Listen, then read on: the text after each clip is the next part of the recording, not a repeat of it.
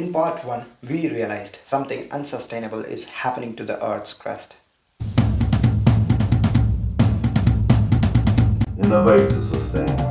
Hi everyone, welcome back. Let's innovate to sustain. The land is sinking because groundwater is being removed. Now comes the potential solution to some deeper questions. Where does the crust actually recharge itself? Where did we as civilization break? Groundwater is not restored everywhere it rains. It is restored only where water is allowed to slow down, spread out, and penetrate into the ground for long periods of time. There are only few such places on Earth. Let's understand them one by one. The first and most important regions are large alluvial river systems. The Amazon, the Ganga Brahmaputra, the Nile, the Mississippi, and every other river beds. Not because they are big, but because their beds are made of sand, silt, and gravel.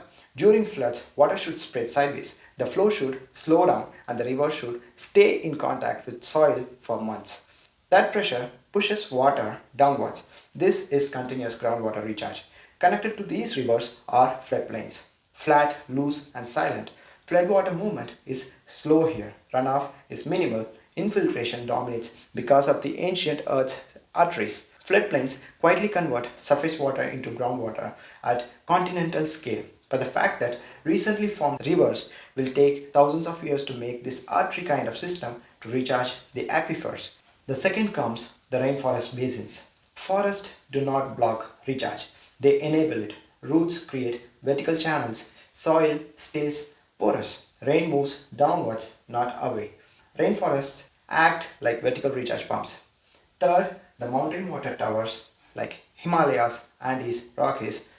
Thin soil, cracked rock, snow melt enters deep fractures, and gravity with surface tension drives it into aquifers far below.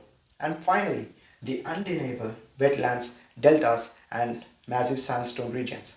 Constant saturation, near zero runoff, long term storage, some of these aquifers took thousands of years to fill. Once lost, they do not return but gets compacted. These zones are rare, powerful, and irreplaceable. How we human beings cut those arteries. Now, the hard truth humanity did not cut groundwater by drought, it destroyed it by speeding up water flow over surface and sealing the earth's arteries. The biggest mistake of that floodplain occupation. We built embankments, confined rivers, and stopped seasonal flooding. We protected cities for citizens but unknowingly killed recharge. River overflows diverted from floodplain recharge systems to drainage pipes. Then we narrowed rivers, meanders removed, flow accelerated. A fast river looks efficient but it starves the underground. Then we drained the wetlands, swamps filled, marshes erased. More than half the world's wetlands are already gone and with them the groundwater kidneys. Then the forest, they were cleared. Roots vanished, soil compacted, rain stopped sinking and started running. Cities sealed the rest, using concrete and asphalt. Urban lands stopped drinking water and we became dependent parasites. Sand mining cut deeper, riverbeds stripped, porous layers destroyed.